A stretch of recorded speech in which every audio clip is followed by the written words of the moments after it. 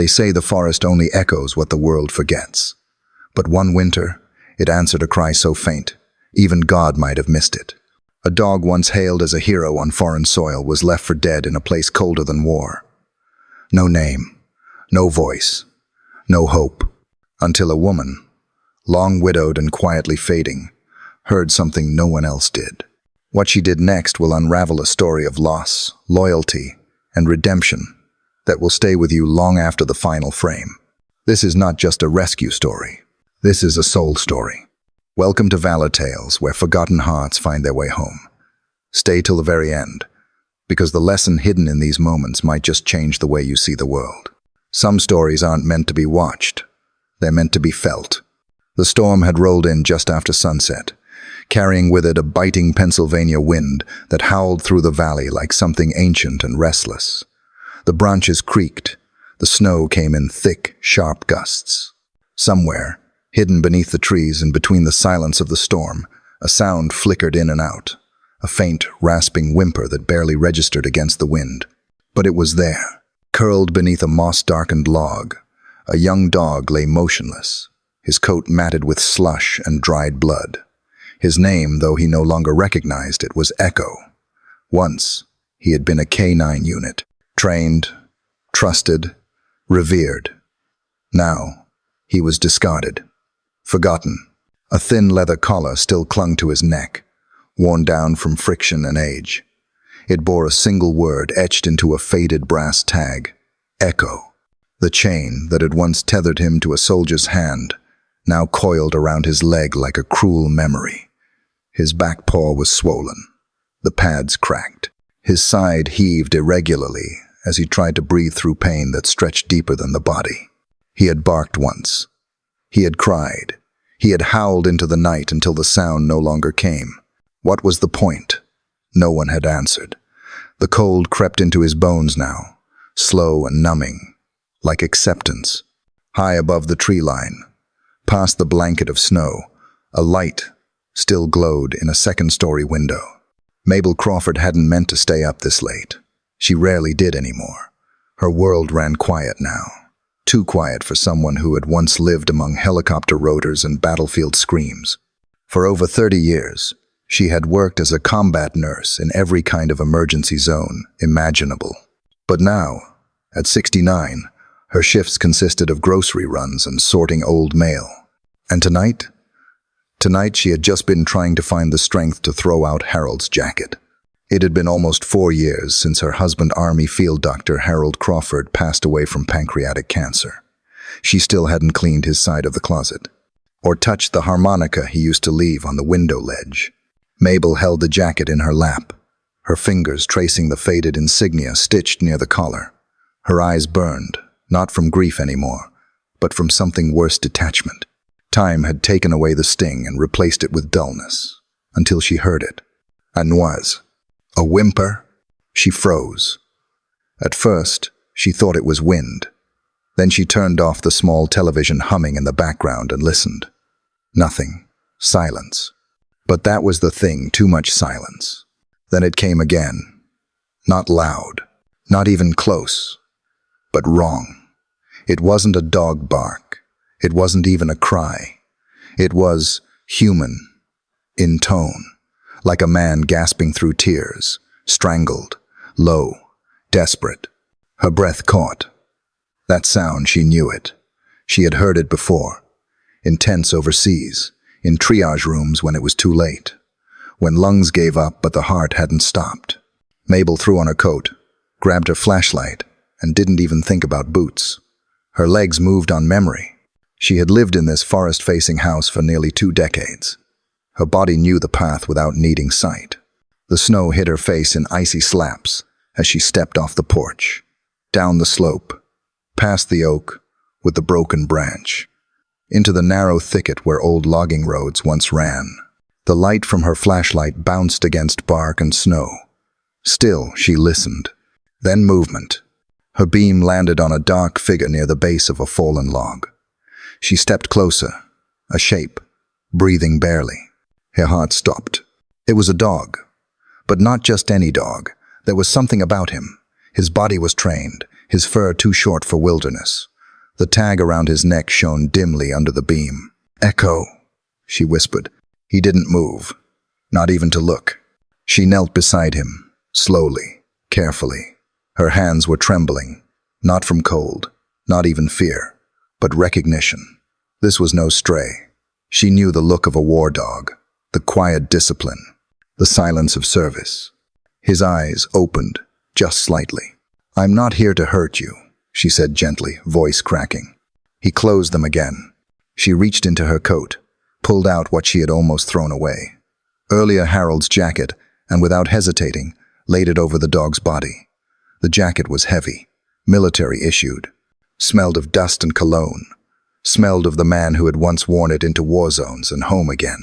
Mabel bit down on her lip. "I couldn't save Harold," she whispered, "but maybe I can save you." "No." The snow kept falling, dusting both of them like ash. Echo didn't move, but the subtle shift in his breathing told her he had not yet left. Not yet. She tucked her arms under his chest, careful not to disturb the twisted chain, and lifted. Not far, just enough to get him onto the sled she had brought down last winter for firewood. He was heavier than he looked, but something in her spine held firm. Her breath grew ragged, her eyes blurred. It didn't matter. Step by step, she pulled him home, through the trees, up the hill, past the porch light now flickering. Each tug of the rope felt like pulling memory through snow. Back inside, she lay him down by the fireplace, still wrapped in Harold's jacket. She stoked the flames and dropped to her knees beside him. "Stay," she whispered. "Just stay." Outside, the storm howled louder, but inside there was silence. Not emptiness, not hopelessness, just silence, and the sound of a heartbeat that hadn't yet quit. It had been 3 days since Mabel brought the dog home. He hadn't barked. Not once. Not when the mail carrier knocked. Not when the door creaked open from the wind. Not even when the neighbor's tabby cat, bold as ever, perched on the windowsill and hissed at him through the glass. He didn't growl. He didn't whine. He didn't even breathe loud enough to remind her he was there, if not for the slow rise and fall of his chest. Tucked under Harold's old army jacket, she might have thought he was just a shadow against the hearth. Mabel had known silence in many forms: combat silence, hospital silence, the dead silence of waiting by a phone that never rang. But this was different. This was the silence of someone still alive, but not really here. She sat across from him now, her cup of black tea long since gone cold, studying the way his eyes remained half-lidded. His ears twitched slightly whenever a gust of wind pushed against the door. Not panic, not alertness. It was fear, the kind she remembered seeing in soldiers too young to be in a war zone, trying to pretend they weren't shaking. The kind Harold used to carry in his eyes when he woke from nightmares he wouldn't speak of. This dog had seen fire. She was sure of it. He wasn't limping anymore, thanks to her daily cleaning and gentle binding. He ate sparingly, slept in fits, but he never made a sound. She had begun calling him by the name on his tag, not loudly, softly, like a memory. "Echo," she'd whisper, mostly to herself as she folded laundry or washed dishes. Sometimes his ears would flick in response. That was enough for now. On the morning of the 4th day, Mabel heard boots on gravel. She looked out the kitchen window and saw a familiar figure moving toward her porch. Stocky frame, flat cap, and a jacket that had seen more winters than it should have. Thomas Bell. She opened the door before he could knock. "I heard you took in a stray," he said gruffly, his breath fogging in the cold air. "Figured I'd come take a look, or help bury it, if it didn't make it." "Still breathing," Mabel replied, stepping aside. "Come in." Thomas stomped snow off his boots, glanced at the dog curled by the fire, and froze mid-step. "Well, hell," he muttered. "That's no stray." He crouched down slowly, hands on knees, studying Echo's posture. "That's military. That's K9. Mabel nodded. He had a tag. Says Unit K 9 to 724. Echo U.S. Army property. Thomas blinked. K9 to 724. That unit saw some serious heat in 2008. Afghanistan. Firebase 9. They were deep in it. Echo shifted slightly, eyes following Thomas without moving his head. The retired Marine leaned back on his heels. You see the way he's breathing? Not hurt. Just shut down. I've seen that look before. In soldiers? Mabel asked. Thomas's eyes didn't leave Echo. In men who got left behind. In dogs who lost more than a handler. These guys they don't forget. And when they break, they don't bark about it. He stood again, sighing. You sure you're up for this? Mabel folded her arms, her expression calm but unyielding. He hasn't asked for much. Thomas nodded. Still, watch the noises around him. Sudden sounds might set off memories you don't want to wake. After he left, the house grew quiet again. Mabel returned to her chair by the fireplace, curling her hands around a new cup of tea. She couldn't stop staring at that faded brass tag. U.S. Army property. As if he were a tool, a number, not a being with breath and bone and clearly ghosts. That night, the wind picked up again. It shrieked through the gutters like something lost. Mabel lit the old lantern instead of using the overhead light, hoping the soft glow might soothe whatever still trembled inside the dog. She sat at the piano for the first time in weeks. It hadn't been touched since Harold. He was the musical one. He used to play just before dinner, always finishing with a few lazy notes on his harmonica. She didn't plan to touch the harmonica, but her hands went there anyway. It was right where he'd left it, tucked in the drawer beneath the piano bench. She lifted it, turned it once in her hand, and pressed it to her lips. The first note was soft, uncertain. It cracked with rust, but still held that old echo of home. The second note slid into a quiet melody one Harold used to hum when stitching up a wound or when making tea in the mornings.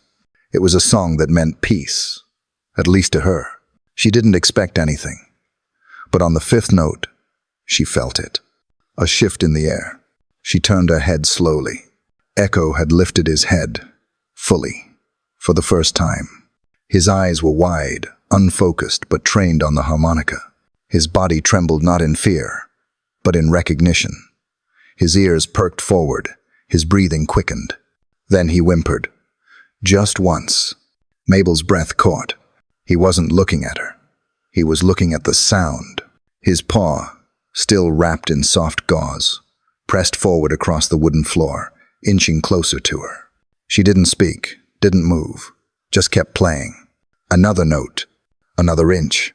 Then his eyes, brown, but rimmed with grief, met hers. And in them, Mabel saw it. Not pain, not confusion, but something ancient. Memory.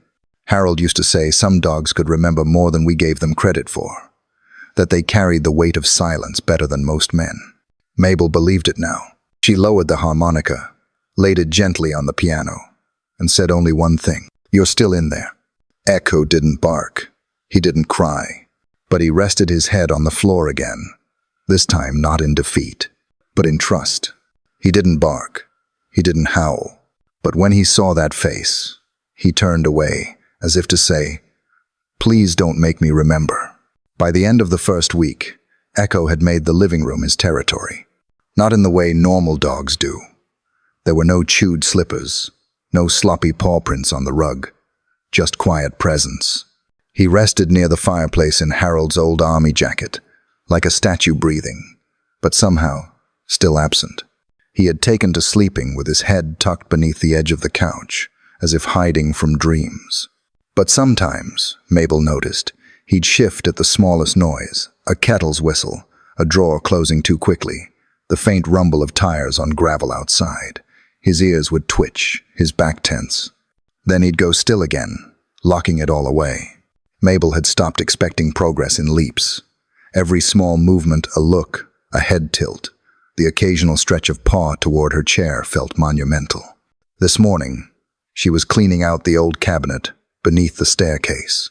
It was where she kept what Harold used to call the dusty chapters, photographs, medals, folded flags, and things too heavy to look at daily but too meaningful to throw away. She sat cross-legged on the floor, surrounded by albums whose pages had curled from time and air. She wasn't sure why she was doing this now. Maybe it was Echo. Maybe it was the harmonica the night before, or the way his eyes had changed when the music played. She dusted off a worn leather album with a cracked spine, the kind soldiers used to carry in rucksacks overseas, bound with thread instead of glue. Inside were black and white photos, Polaroids, faded color prints from the early 2002. Harold stood smiling in many of them. Young, tall, sleeves rolled to the elbow, a look of steady determination in his eyes, sometimes alone, sometimes with other men, and in a few, with dogs.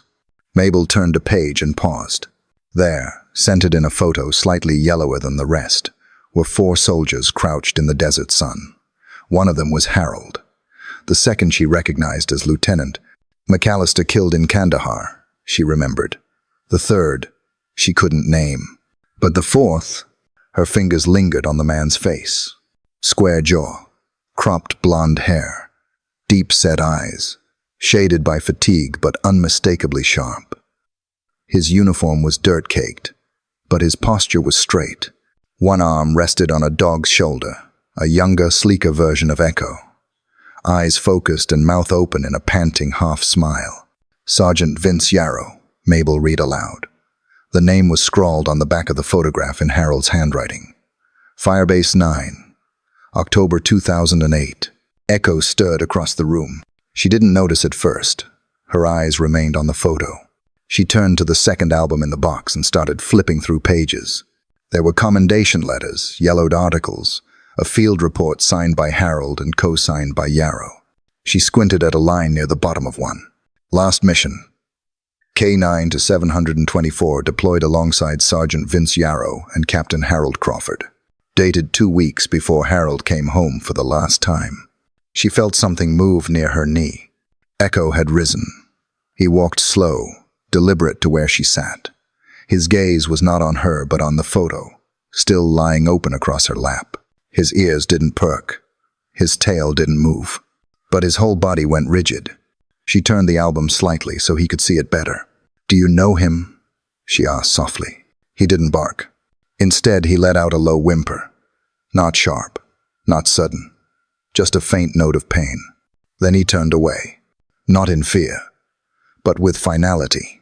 He took a single step back, then slowly curled his body into the rug beside the fireplace, facing the opposite direction, but not before he reached out with his paw, as if pushing something away. He had touched the edge of the photograph. Mabel sat in silence. The room felt heavier somehow, as though the past had slipped through the door and taken a seat beside them. She lifted the photo again, studied the man's expression. Sergeant Vince Yarrow. The name sparked something in her. She rose, carefully placing the albums on the coffee table, and crossed to the hallway bookshelf where Harold kept his military files. Most of it had been untouched since his passing. She pulled out a thin binder, marked Afghan Deployment, 2008. Inside were maps, schedules, copies of field reports. One note was underlined in red, Joint Operation, Firebase 9, Primary Unit, K9 to 724. The listed personnel included Harold Crawford and Yarrow. They had served together. Same mission, same firebase. Same day Harold had taken shrapnel that sent him home early. Same day Echo disappeared. She walked back into the living room, where Echo still lay with his back to the fire. "I didn't know," she said softly. "I didn't know he was there with you." Echo didn't move. She sat on the floor beside him, the photo still in her hand. His eyes flicked toward it once and then away again. "You're not afraid of him, are you?" she whispered. "You're not scared?" She laid a hand gently on his back. His fur was warm, his breathing steady. "You're hurting," she said. "Because you remember, because you know." He didn't flinch, but he didn't lean into her either. "You were there that day," she said almost to herself now, "when everything went wrong. You know what happened." She looked back at the face in the photograph. Sergeant Vince Yarrow, the man listed as missing in action. The man never mentioned in Harold's letters home. The man Echo couldn't bear to look at. Whatever happened in the desert that day, it had branded Echo deeper than flesh. He didn't need to speak. He didn't need to bark. His silence screamed. And Mabel, once a nurse, now a widow, and perhaps the last person left who still remembered those names, placed the photo face down on the table and whispered, "You're not afraid. You're in pain. Because you know what happened that day, don't you?" Echo closed his eyes, and the room fell quiet again. Not empty, just quiet. On the far side of the block, past the cracked sidewalks and the half-frozen rose bushes, stood a little yellow house with green shutters and a weather vane that hadn't turned in years. The windows were always shut, the mailbox never opened, and most days, no one knocked. That house belonged to Ethel May. Ethel was 87, once a ballet instructor with a spine as straight as her standards. She had taught generations of little girls how to pirouette and hold their chin high. Her living room had once been a makeshift studio mirrored wall, wooden bar, phonograph in the corner. Now, it was quiet, too quiet. A stroke 3 years ago had taken away the left side of her body. She could still speak haltingly when she needed, but the sparkle in her voice had dimmed. The city offered caregivers, but Ethel refused. She didn't want help, not from strangers. The only visitor who came by without invitation was Mabel Crawford. Once every few days, Mabel would bring over a hot meal, check the porch, or call out just to make sure Ethel hadn't kicked the bucket, as she once teased. But even Mabel had noticed a new heaviness in her old friend lately, a sadness that settled into the corners of the house, stubborn as dust. What neither of them noticed, at first, was Echo. It had started the week after the photograph. Mabel had opened the door to fetch the mail, and Echo had wandered out slowly, cautiously, without leash or prompting. He didn't roam far, just a few houses down, and then he stopped. Saturday, watched, right beneath Ethel May's front window. At first, Mabel had tried to call him back. "Echo, come on now, it's too cold." But he wouldn't move, so she let him be. The next day, he went again. And the day after that, always the same window, always the same position. He didn't bark, he didn't scratch, he just waited. Inside, Ethel noticed the shadow before she noticed the sound. The quiet thump of paws settling into the snowy grass. The silhouette of a dog just below the ledge. She didn't know who he belonged to. Didn't ask. But slowly, day by day, she began to look forward to that shadow. Some afternoons, she'd wheel herself over and tap lightly on the glass. Echo would glance up, ears twitching. He wouldn't wag, but he would stay. One afternoon in early February, the temperature dipped below 20 degrees, the sky bruised with snow clouds. Echo still went, still sat. And this time, something changed. Inside, Ethel had tried to get up. Something had fallen in the kitchen, a tin of soup, perhaps, and in that one awkward shift, she lost balance. Her chair tipped, her shoulder hit the cold tile hard, and she couldn't get up. She lay there for minutes, then an hour, then longer. She tried calling out, but her voice was too weak. The phone was too far. The heat had kicked off sometime earlier, and as the dusk crept in, so did fear. Outside, Echo shifted. His ears pricked, his head tilted.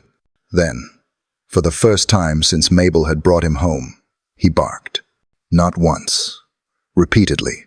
A sharp, steady sound, urgent, deliberate, piercing through the quiet neighborhood like a fire alarm. Mabel dropped her mixing bowl mid-stir. Her spine went rigid. It wasn't panic, it was instinct. Something was wrong. She rushed outside, coat unzipped, following the sound. Echo didn't stop barking. He stood at Ethel's window, front paws on the ledge, eyes locked inside. Mabel banged on the door. No answer. She forced it open with a shoulder and ran in. She found Ethel curled on the floor, breath ragged, face pale but conscious. "Mabel," the older woman rasped. "You heard?" "No," Mabel said, kneeling beside her. He did. An ambulance came. Nothing broken, just bruises. Ethel returned home the next day, but something inside her had changed. "He sat out there," she whispered to Mabel, voice hoarse. "For 3 hours, in the cold, watching, waiting." Mabel nodded. "He doesn't give up." Ethel laughed, soft and watery. "Neither did I. Once. The next afternoon, Echo came again. Saturday in the same spot. But this time, when Ethel wheeled herself to the door, she opened it. He stepped back, respectfully, waiting. She tilted forward, resting both hands on the armrests. "Give me a moment," she said. She didn't expect to stand. The doctors had said not to try without a walker. But something in her spine, some echo of old grace, pressed upward. And as she gripped the edge of the doorframe, trembling but upright, Echo padded forward. He didn't bark. He didn't jump. He just leaned, gently, into her leg. Enough to support, not enough to push. Ethel gripped his fur with one shaky hand, the doorframe with the other. And for the first time in 3 years, she took a step. Mabel gasped from the porch, tears stinging her eyes. "You shouldn't." But Ethel didn't look away from Echo. Her fingers curled into his scruff. Her posture straightened. "I used to teach girls to dance," she whispered. "Now I've got a 4-legged partner."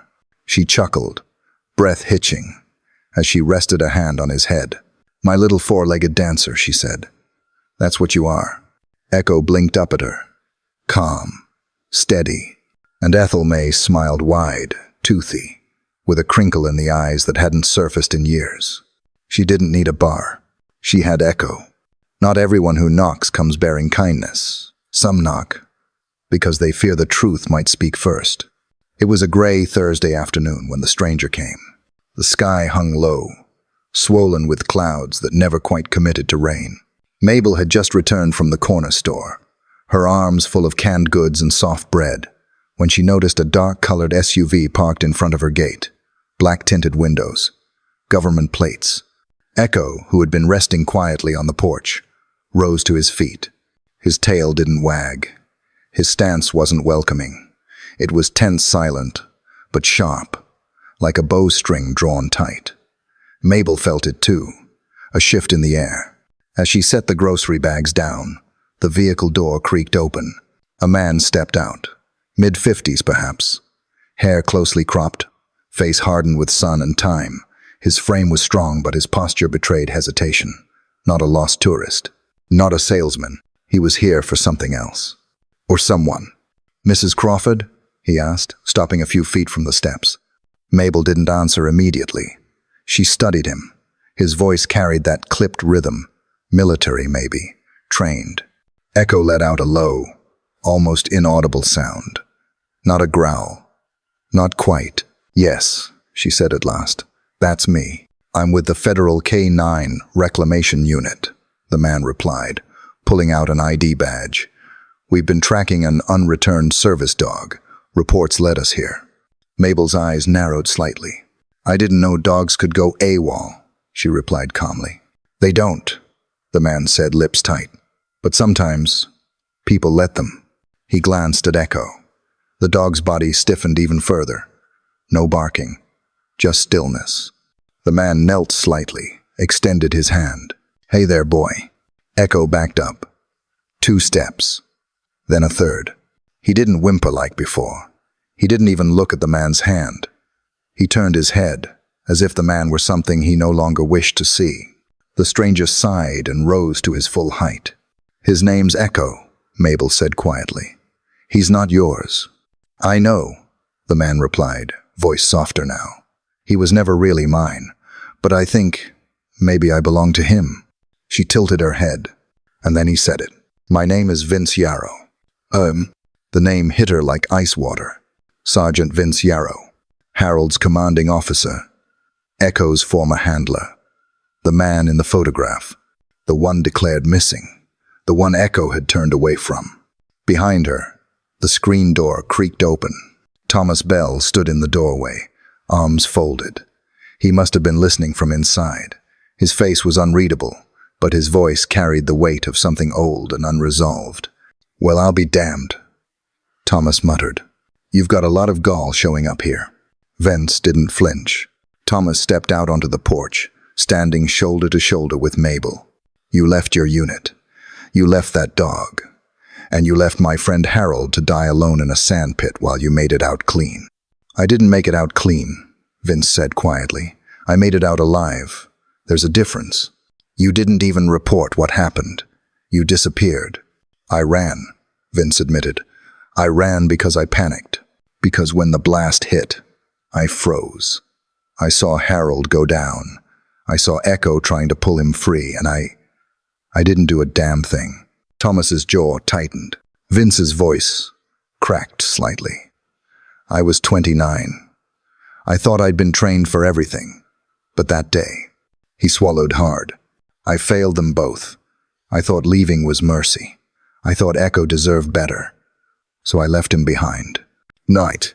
Echo had returned to the porch now, crouched low beside Mabel's legs, his body touching her calf, as if drawing strength from her. Vince looked down. I didn't come here to take him back, he said. I wouldn't dare. I came to see if he was okay, and to leave this. He pulled a folded envelope from the inside of his coat. No address, no return name, just a weathered crease and the weight of something unsent. Mabel took it with trembling hands. She didn't speak. Vince gave Echo one last look, not pleading, not apologizing, just a goodbye. And then he walked back to his SUV, started the engine, and disappeared down the road as silently as he'd arrived. Mabel waited until the exhaust vanished, then stepped inside with Echo and the envelope. She opened it slowly. The handwriting was shaky. The paper smelled faintly of desert dust. Mabel, it began, I don't deserve forgiveness. Not from you, not from him. But I can't live another year carrying this and saying nothing. I let Echo down. I let Harold down. And I let myself live. That was the worst part. She kept reading, each line pulling her further into a confession, not of excuses but of shame, of memory, of a man haunted by what he didn't do. Near the end, it said, Echo didn't run, I did. He stayed. He tried. He fought. And he never let go. That's who he is. A soldier with no rank, but more honor than I ever had. Then the last line. He's the voice of the ghosts I tried to silence. And he deserves peace more than I ever will. Mabel folded the letter gently. She sat beside the fireplace, the same place she had sat when Echo came home broken. Now, he rested his head in her lap, not afraid, not angry, just present. With the fire crackling beside her, she held the letter above the flames. She didn't hesitate. The paper curled and darkened, the smoke rising like a spirit set free. She watched it turn to ash. Every lie, every silence, every coward's breath finally spent. But she kept the last line. She wrote it down in her journal. She'd keep it there next to Harold's photo and Echo's tag. He's the voice of the ghosts I tried to silence. Because now, finally, those ghosts had spoken. It was the kind of night that bent trees. The wind came howling down from the ridge like it carried unfinished business. Rain lashed against the roof like it had something to prove. And the sky flashed with jagged streaks of white, lighting up the edges of the living room in ghostly intervals. Mabel sat on the floor beside the couch, one hand resting on the bundle of blankets she had wrapped Echo in. Her tea had gone cold. Her book lay untouched on the table. All she could focus on was the sound of his breath. It was ragged, too fast, too shallow. It had started earlier that morning. Echo hadn't finished his breakfast. He hadn't touched the water bowl. By mid-afternoon, he was trembling muscles twitching under his fur, breath quick and short. His eyes didn't follow her when she moved. He barely lifted his head. She had seen sickness before. She had watched soldiers slip into fevered silence under dirt-covered tents in foreign lands, and she knew that look. The body giving up the fight. The vet's office was closed, roads flooded and power lines down. No one was coming tonight. No ambulance, no needle. Just blankets, body heat, and memory. She had laid him near the fireplace, though the fire had since gone out, and brought every warm quilt she could find in the house. She tucked one beneath his head like a pillow, wrapped one across his flank, laid another across her own lap so their warmth would merge. Thunder rattled the windows. She stroked his ears gently, humming the lullaby Harold used to play on harmonica low and steady, a tune Echo might still remember even in this state. "You're gonna be all right, boy," she whispered, even though she didn't know. "You've made it through worse." His body jerked once in a spasm, then again, She pressed her hand over his chest and closed her eyes. Then, the sound. It came barely above a breath. Stay. She froze. Duck. Her heart caught. And then, clear through cracked lips, almost a whisper. Harold. It wasn't barking. It wasn't growling. It was speech or something close. Words that weren't meant for her. Echo was somewhere else. Not in this room. Not on this floor. He was back there. The sand, the blast, the screaming, the smoke. He had carried those sounds inside him for all these years. Carried them through silence and trauma, through rescue and reunion. And now, in a fevered haze, they were slipping out. Tears welled in her eyes. She looked down at him, not as a dog, not even as a soldier, but as a witness. He had seen it, lived it, and never said a word, until now. Mabel felt her own breath tremble. Her hands tightened over the blanket. She whispered, more to herself than to him. You were there, weren't you? The battlefield, the noise, the explosion. Harold had fallen, and Echo had stayed. Tried to pull him back, waited for help. And Vince had run. And then darkness. Cold. Abandonment. The silence Echo had carried wasn't from injury. It was from grief. Grief so deep, it had swallowed his voice. She wiped her face quickly and leaned down, gently cupping his face. I know now, she whispered. I know what happened. His eyes remained shut, breath shallow. You couldn't save him, she said, her voice thick, barely audible over the storm. You did everything you could, but it wasn't your fault. The thunder cracked again, closer this time. The house shook gently. She pulled him tighter, her arms trembling. You couldn't save Harold, she choked out, the words finally breaking free. But you came back. You came back and saved me. Her voice cracked into sobs. And that's enough. She didn't know how long she stayed like that. Minutes, maybe hours. The storm roared on. At some point, the electricity blinked out, and the room dimmed into candlelight. But she didn't move. She cradled the dog like she would a wounded soldier, her cheek resting against his head, her tears falling into his fur. And for the first time since Harold's death, she didn't feel alone. The storm outside had its fury, but in this living room, there was something steadier, something real, a bond forged not in words but in shared wounds, in silences that spoke louder than screams. She stayed that way until the wind finally softened and the lightning wandered off toward the horizon. And Echo, still feverish, still barely breathing, stopped shaking.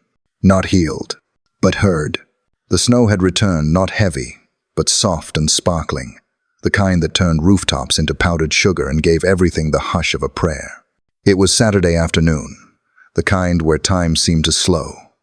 Children were out, bundled in bright puffer jackets, dragging sleds up Miller Hill just past the old fire tower.